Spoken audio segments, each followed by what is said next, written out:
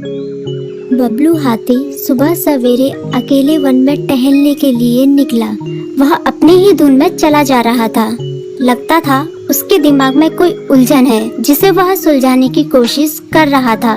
सड़क पर आगे बढ़ते ही उसके सामने चीकू खरगोश भागा। बबलू का पैर उसके ऊपर पड़ने ही वाला था कि चीकू जोर से चिल्लाया। उसकी आवाज सुनकर बबलू ने अपना पैर पीछे खींच लिया। कहाँ खोए हो बबलू भाई? कहीं नहीं, बस कुछ ऐसे ही सोच रहा था। किस बारे में? तुम जानकर क्या करोगे? शायद मैं तुम्हारी कुछ मदद कर सकूं। तुम तो जानते हो आजकल वन में कितनी चोरियां हो रही हैं, पर चोर का कोई अता पता ही नहीं है। इस बात को लेकर वन के सारे प्राणी चिंतित थे। वे वहाँ खुद को सुरक्षित महसूस नहीं कर रहे थे। अरे चीकू भाई, हम मजबूर हैं। हम चोर को पकड़ ही नहीं पा रहे हैं। वह बहुत चालाक है और अपने काम को बड़ी कुशलता से अंजाम दे रहा है। कहीं कोई सबूत ही नहीं छोड़ रहा। हमारे राजा इस बात को लेकर बहुत चिंतित हैं। यही कारण है कि हम सब इस बारे में सोच रहे हैं। अब तुम मेरी इसमें क्या मदद कर सकते हो? मैं कुछ सोचता हूँ, हो सकता है मुझे कोई उपाय सूझ जाए। प्रयास करने में कोई हर्ज तो नहीं है। तुम ठीक कहते हो चीकू, लेकिन वन के गुप्तचर भी अभी तक इसका कोई हल नहीं निकाल सके। इतना कहकर वे चुप हो गए। बबलू की बातों ने चीकू को सोचने के लिए मजबूर कर दिया। चीकू को उदास देखकर बबलू बोला, तुम अपना मन छोटा मत करो। मुझे अच्छा लगा कि तुमने मेरी परेशानी को समझा। कभी मैं भी इस वन के लिए गुप्तचर का काम करता था। एक बार मेरी टांग टूट जाने से मेरे अंदर फुर्ती नहीं रही। तब से मैंने यह काम छोड़ दिया। चीकू, तुम चाहो तो यह काम दोबारा कर सकते हो। वन के प्राणी ज्यादातर दिन में भोजन की तलाश करते हैं, वे रात को आराम करते हैं। तुम दिन रात दोनों में ही भोजन की तलाश में निकल सकते हो सकता है रात को तुम्हें कुछ ऐसी बातों का पता चल जाए जो हमारे काम की हो। हाँ बबलू, तुम ठीक कहते हो। मैं आज रात को वन में घूमकर इस बात का पता करने की कोशिश करता हूँ।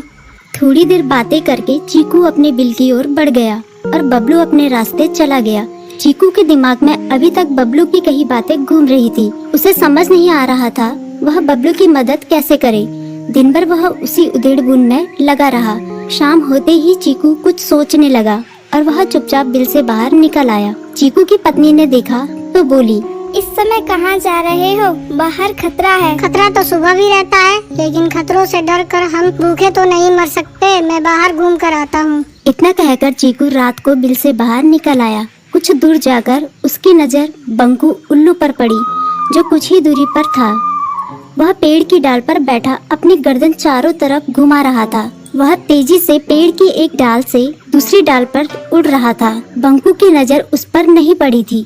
कुछ सोचकर चीकू पेड़ के पीछे से बाहर निकलकर थोड़ी खुली जगह पर आ गया और वहां से बंकू उल्लू को देखने लगा।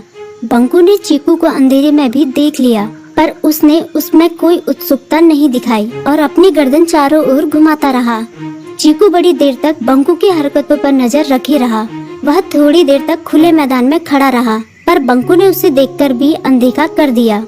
उसने महसूस किया कि बंकू के आसपास चमकू चमगादड़ भी मंडरा रहा था। कुछ देर वन में घूमने के बाद चीकू अपने बिल में लौट आया और सुबह होने का इंतजार करने लगा।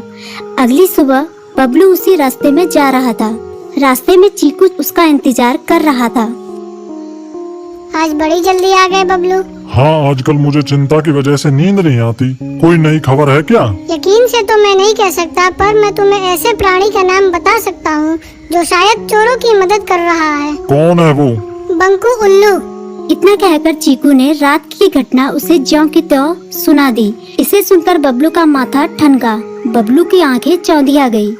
तुम ठीक कह रहे हो। मुझे आज रात बंकू और चमकू पर नजर रखनी होगी।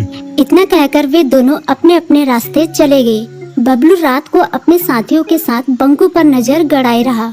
उसकी संदिग्ध गतिविधियों को देखकर बबलू ने उसे उसके साथियों चंकी और संकी लोमड़ के साथ पकड़ लिया। बबलू ने सख्ती से पूछताछ करनी शुरू कर दी।